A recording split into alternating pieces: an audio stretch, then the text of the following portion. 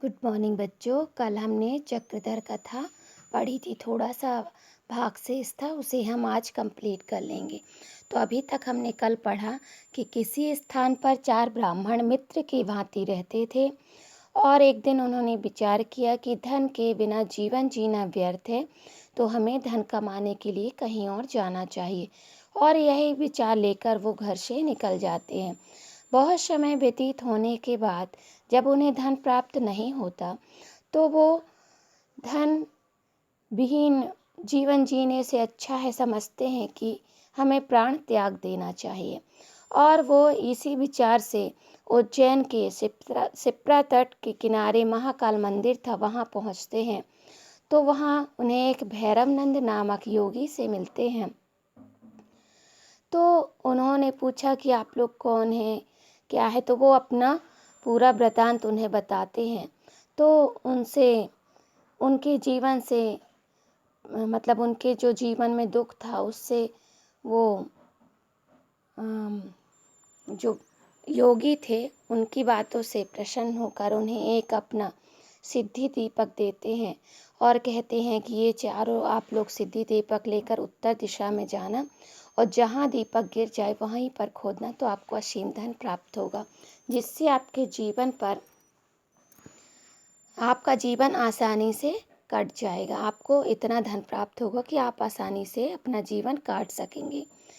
तो जब वो उत्तर दिशा की ओर चल देते हैं तो सबसे पहले एक व्यक्ति का दीपक जहाँ गिरता है वहाँ खोदने पर उन्हें तांबे की खान प्राप्त होती है। तो वो कहता है कि इतने में ही हम संतुष्ट हो जाते हैं, अब आगे मत जाओ। लेकिन वो तीनों नहीं सुनते और आगे की ओर चल देते हैं और चौथा व्यक्ति वहीं तांबे के खान में ही संतुष्ट रह जाता है।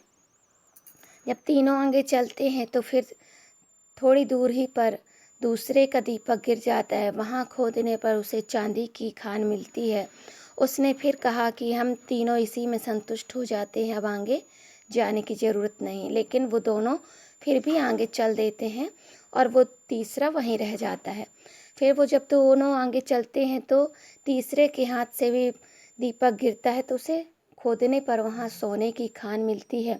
उसने कहा कि अब आगे मत जाओ, सोना तो बहुत महंगा होता है, तो हम दोनों के लिए यहाँ पर्याप्त है, अब आगे मत जाओ।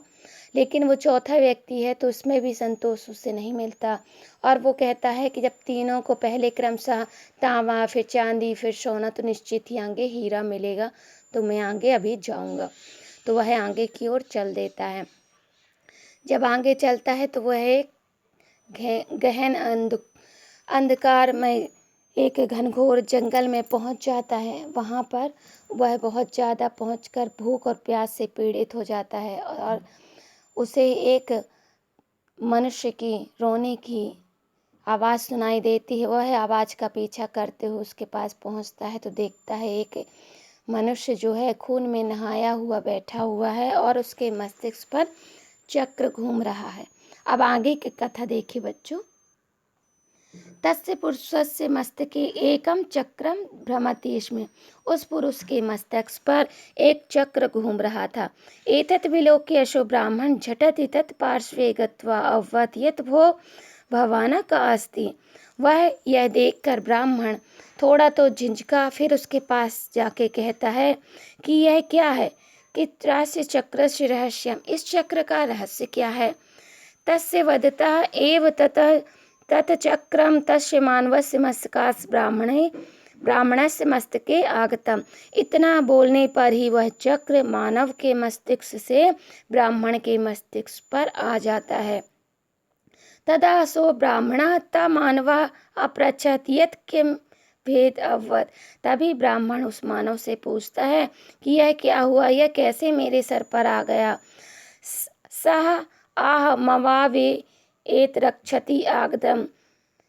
तो तदा दुखितो भूत्वा चक्रेण धारिता ब्राह्मण अववत् मित्र। तो उसने कहा कि जैसे ही तुमने मुझसे पूछा तो यह चक्र तुम्हारे सिर पर चला गया, ऐसा ही मेरे साथ भी हुआ था।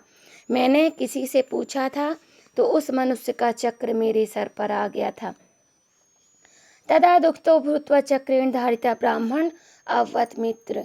और वह चक्र धारण करके ब्राह्मण बोलता है, हे मित्र, कथय चक्रमिदं कम मम मस्तकात् कदा उतरिष्यति। और पूछता है कि हे मित्र, बताओ ये चक्र मेरे मस्तिष्क से कब उतरेगा। मैं महती वेदना भवती, इससे मुझे बहुत अधिक कष्ट हो रहा है। सावधयति तुम्हें कश्चित् मनुष्य सिद्धि वर्तिका मदायत्र गत्य त्वमाला विलिष्यति तदाम चक्रमिद एव मस्तके गमिष्यति। तो उसने कहा कि वह जब उतरेगा जब कोई और व्यक्ति सिद्धि वर्तिका लेकर तुम्हारे पास आएगा और तुमसे इसी प्रकार प्रश्न करेगा, तब तुम्हारा चक्र तुम्हारे मस्तिष्क से उतरकर और उसके मस्तिष्क पर चला जाएगा। इति उक्त्वा चक्रमुक्तो भूत्वा सो प्रतिष्ठितः। तभी चक्र से मुक्त होकर वह व्यक्ति कहता है, अतएव उच्यते, कहा ही गया है, अति लोभो न कर्तव्यो लोभम नेव परित्याज्येत। अति लोभो भूमि भूतस्य चक्रम भ्रमति मस्तके। अत्यधिक लोभ नहीं करना चाहिए, अत्यधिक लोभ का त्याग कर देना चाहिए, नहीं तो वह अत्यधिक लोभी उसी प्रकार घूमता है चक्र धारण करके मस्तिष्क पर, जिस प्रकार मैं और तुम घूमे हो। मतलब जिस प्रकार हम अभी तक चक्र मस्तिष्क पर धारण करे हुए घूमते रहे, तो यह अतिलोभी का ही फल है। यानी जो अत्यधिक लोभ करता है वह इसी प्रकार घूमता है जिस प्रकार मस्तिष्क पर लिए हुए चक्र घूम रहे हों। तो बच्चों, यह कहानी आपको समझ आ गई होगी कि हमें अत्यधिक लोभ नहीं करना चाहिए। थोड़ा बहुत लोभ चलता है, लेकिन अति लोभी नहीं होना चाहिए, क्योंकि अति लोभी हमेशा विनाश का कारण होता है और वह इसी प्रकार घूमता है जिस प्रकार ये ब्राह्मण घूम रहा है अपने मस्तिष्क पर चक्र लिए हुए। तो कभी भी अधिक लोभ नहीं करना चाहिए, अधिक लोभ हमेशा विनाश का कारण बनता है। तो बच्चों, इस कहानी को आप सारांश में लिखकर मुझे सेंड करेंगे, ये आपका होमवर्क है।